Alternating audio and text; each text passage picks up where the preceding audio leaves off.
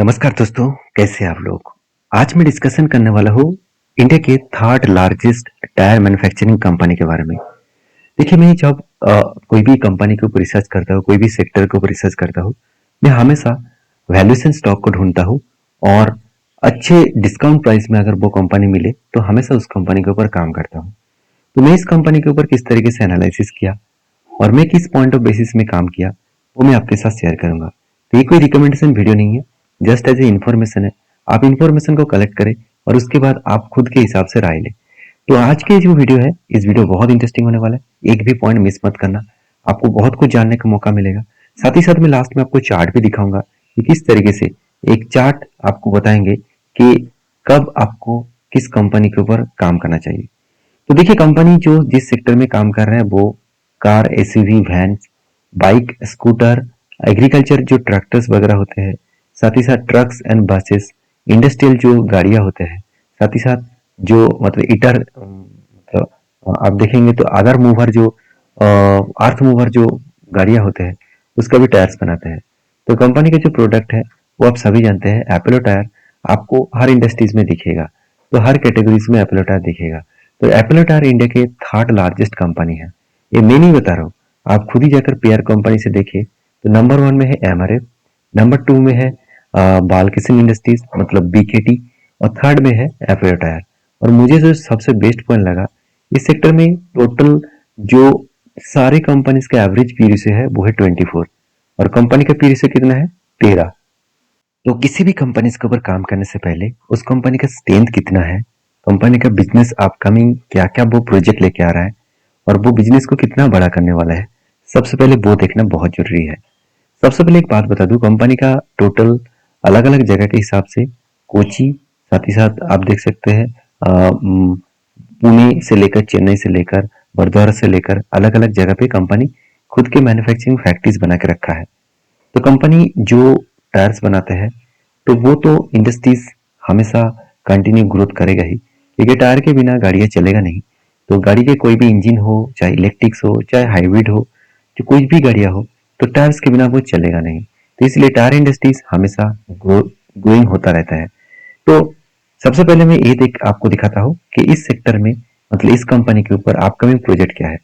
Company बता रहा है कि मैसिव कैपेसिटी एक्सपेंड करने वाला है कंपनी। तो कंपनी बता रहा है कि आंध्र प्रदेश में एक नया प्लांट बनाने वाला है, जहां पे इन्वेस्टमेंट करेगा 5,800 करोड़ से भी ज्यादा। तो न्यू कैपेसिटी वो रखने वाला है पैसेंजर कार के लिए 3.7 मिलियन पर ईयर टायर वो बनाएंगे, और ट्रक्स एंड बसेस के लिए 1.3 मिलियन पर ईयर वो टायर्स बनाएंगे। तो सोचिए कितने बड़ा ग्रोथ ऑफ अपॉर्चुनिटी लेकर चला है, जहां पे इंडिया में डिमांड और एक्सपोर्ट ग्रोथ वो बढ़ाने वाला है। तो उसके साथ साथ कंपनी ये भी बता रहा है कि 3,500 करोड़ का वो कैपेक्स प्लान कर चुके हैं जो 2027 के लिए, और टोटल प्लान कैपेसिटी जो है वो 3,500 करोड़। इंडिया में 3,000 करोड़ वो इन्वेस्ट करेगा, यूरोप में 500 करोड़ इन्वेस्ट करेगा। तो ये भी एक हाई ग्रोथेबल है, क्योंकि कंपनी बता रही है कि प्लान ऑलरेडी 90% यूटिलाइज हो चुके हैं डिमांड हाई के कारण, क्योंकि इस प्रोडक्ट का डिमांड हमेशा कंटिन्यूसली बढ़ते चले जा रहे हैं। इंडिया से लेकर यूरोप अलग अलग जगह पे कंपनी खुद के एक्सपेंड करने जा रहा है, और रिसर्च एंड डेवलपमेंट के लिए कंपनी अलग से कंपनी फोकस रख रहा है। वो भी आप देख सकते हैं, जो विंटर टायर्स है, हाई परफॉर्मेंस टायर्स है, वो भी कंपनी बनाने का यहाँ पे अलग से कोशिश कर रहा है। तो अभी तक हम लोगों ने देखा कि कंपनी का अपकमिंग प्रोजेक्ट क्या है, अपकमिंग टारगेट्स क्या है। यहाँ तक अगर वीडियो अच्छा लगे तो प्लीज एक लाइक कर देना। तो देखिए, कंपनी के सिर्फ अपकमिंग प्रोजेक्ट देखने से कुछ बनेगा नहीं, कंपनी का करंट सिचुएशन क्या है वो भी देखना बहुत जरूरी है।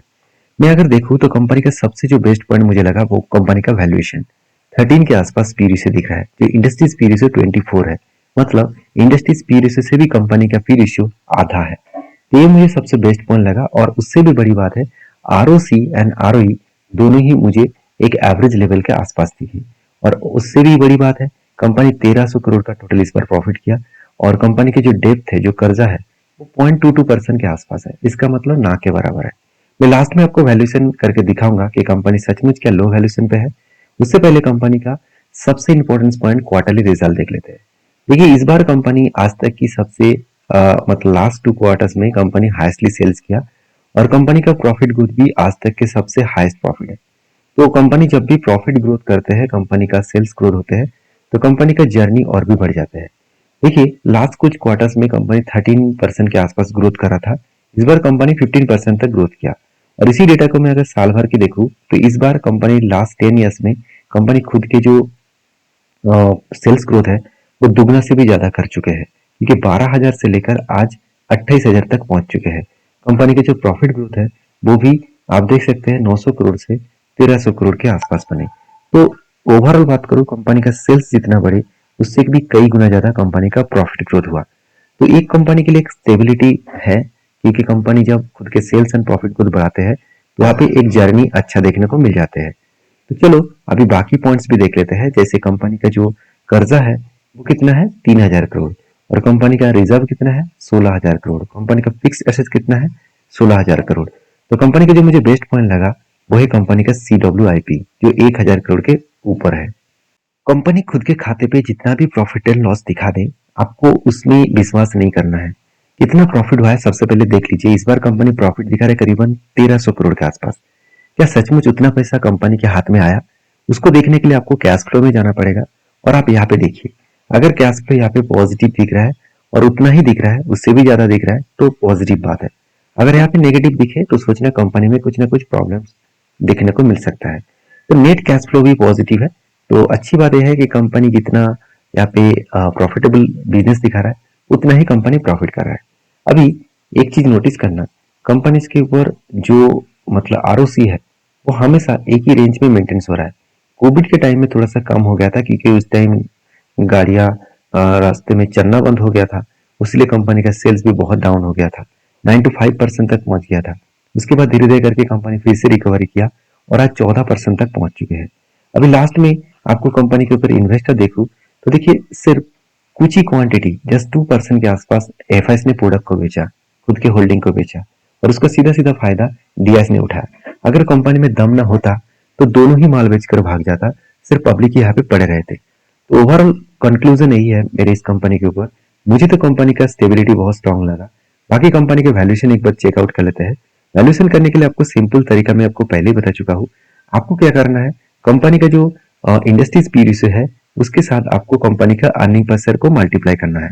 जैसे इंडस्ट्रीज पी रेशियो और मैं एक बार खुद के कंपनी का P ratio sorry industries P ratio के साथ साथ कंपनी का अर्निंग पर शेयर अगर मल्टीप्लाई करूं तो प्राइस दिख रहा है करीबन 504, जो आपको करंट प्राइस से ज्यादा होना चाहिए। अगर करंट प्राइस से ज्यादा है तो सोचना कंपनी का वैल्यूएशन एकदम सस्ता है। तो मैं इसलिए कंपनी के ऊपर बहुत ज्यादा पॉजिटिव हूँ। तो अभी चार्ट देखने का बारी। देखिए मैं जब इस कंपनी के ऊपर चार्ट को एनालिसिस किया था तो देखिए एक बार करेक्शन हुआ था, टॉप किया था करीबन 548 के आसपास, सॉरी 584 के आसपास। उसके बाद करेक्शन होकर नीचे आया था करीबन 365 के आसपास। तो एक अच्छा खासा करेक्शन हुआ था, उसके बाद रिकवरी करने का कोशिश भी किया, फिर से करेक्शन हुआ और उसी लेवल से वो रिवर्सल कर रहा है जिस लेवल को पहले वो रिटेस्ट करके ऊपर गया था। तो मेरे हिसाब से अगर रिवर्सल एंट्री पॉइंट से टॉप तक देखूं तो करीबन 58% तक जर्नी यहाँ पे दिख रहा है। तो मैं बहुत पहले से इस कंपनी के ऊपर एंटर हो चुका हूँ। बाकी आप इस कंपनी को किस तरीके से देखते हैं जरूर मुझे कमेंट्स करना। तो आप कहेंगे सर आप पहले क्यों वीडियो नहीं बनाया? देखिए मैं कोई सेबी रजिस्टर्ड पर्सन नहीं हूँ कि मैं आपको प्रॉपर जगह पे जो जब मैं बाई एंट्री कर रहा हूँ तो मैं आपके साथ शेयर करूँ, ऐसे बिल्कुल कर नहीं सकता क्योंकि ये सेबी के खिलाफ होगा। तो आपको मेरा पॉइंट ऑफ व्यू से जितने सारे डेटा मैंने एनालिसिस किया वो मैं आपके साथ शेयर किया। आप एक बार रिसर्च करें, उसके बाद आपके क्या ओपिनियन है जरूर मुझे शेयर करें। साथ में भी कुछ पॉइंट्स मिस कर चुका हूँ वो आप मुझे कमेंट्स में बता सकते हैं। तो इस तरीके से अपडेट पाने के लिए मुझे फॉलो करिए और आप किस कंपनी के ऊपर डिटेल एनालिसिस चाहते हैं मुझे कमेंट्स करके बताइए। Thank you.